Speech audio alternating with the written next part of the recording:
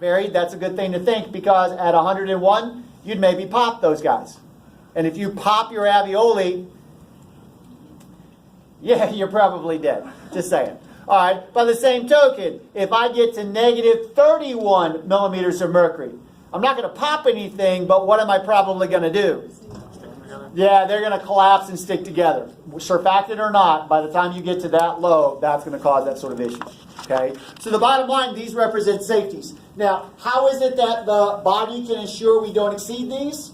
There are kill switches, essentially, in the regulatory mechanisms that monitor pressure in the lungs. And if they get to these values, they will kill the switch to try to make sure that we don't go above or below those values.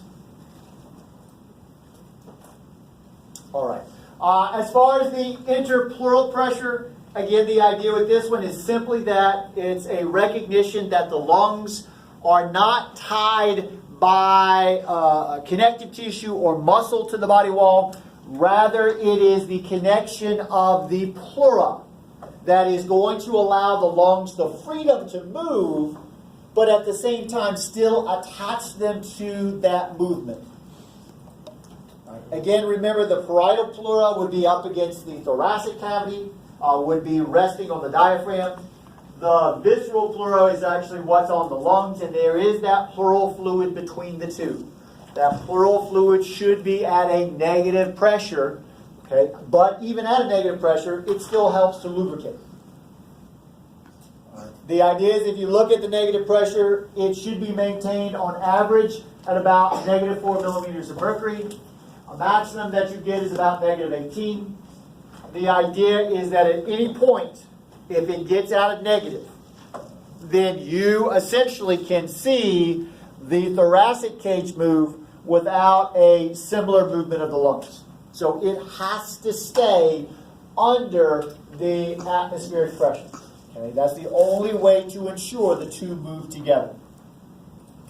So, what you have to consider here, the fact that I am expanding my thoracic cage during inhalation means that I'm pulling on that parietal pleura, and the fluid inside, well, it's going to basically drag that visceral pleura with it. But as it does that dragging, notice the pressure drops.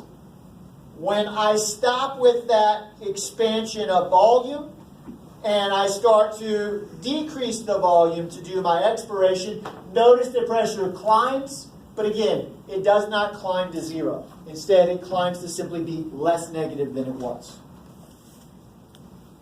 As we demonstrated with the model, it is possible to lose that negative pressure.